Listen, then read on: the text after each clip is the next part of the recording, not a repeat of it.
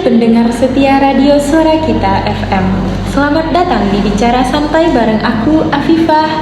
Itu ada juga Erin dan Ariel. Hai semua, semoga kalian semua lagi dalam mood yang happy ya. Tapi kalau lagi bad mood, biasanya orang-orang bilangnya butuh healing ya kan? Nah itu dia, tema kita hari ini menarik banget, yaitu healing atau menunda masalah.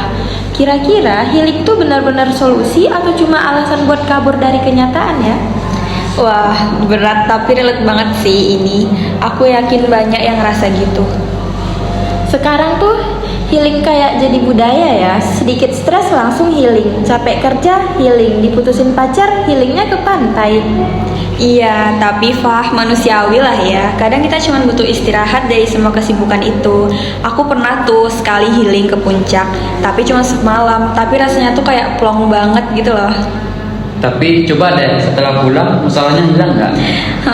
Ya nggak juga sih. Tapi setidaknya aku ngerasa lebih tenang. Nah, di situ tantangannya. Healing itu baik, tapi kalau dijadikan pelarian malah bisa jadi kebiasaan yang nggak sehat.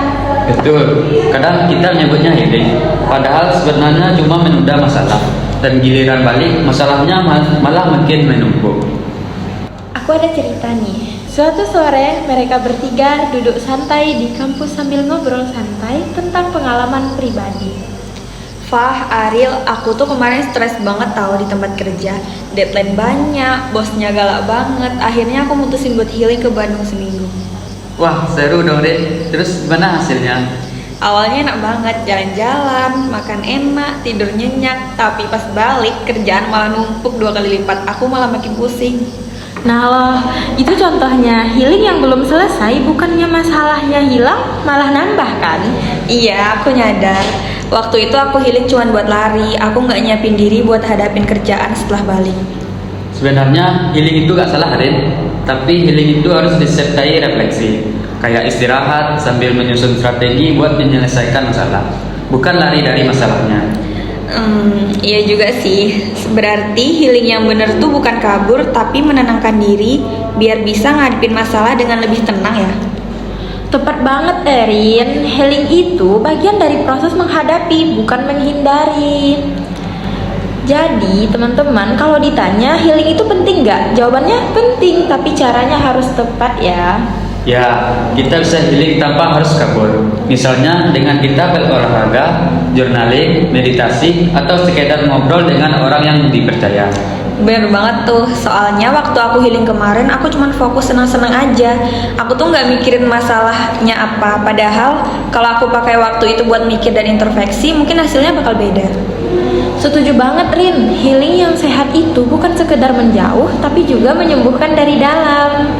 Dan yang paling penting, setelah healing, kita balik lagi dengan semangat yang baru buat menyelesaikan masalah, bukan malah menunda-menundanya.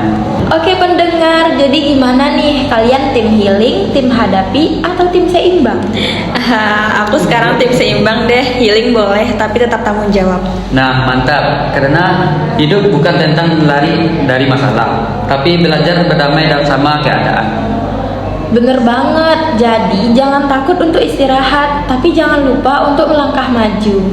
Dan akhirnya kita sampai di penghujung obrolan hari ini tentang healing yang ternyata nggak sesederhana itu.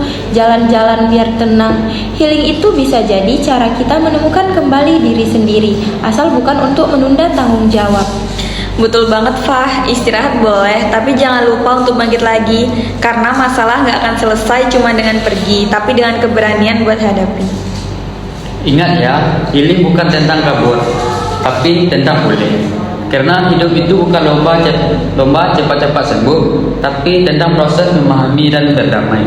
Oke, terima kasih sudah menemani kita bicara santai hari ini. Semoga kamu yang lagi dengerin bisa nemuin versi terbaik healingmu yang bukan pelarian, tapi perjalanan untuk jadi lebih kuat. Sampai jumpa di episode selanjutnya. Oke, stay positive, stay keen, and jangan lupa hadapi hidup dengan senyum. See you next time dan selamat berhealing dengan bijak. Pantengin terus ya episode kami di minggu depan ya di Suara Kita FM.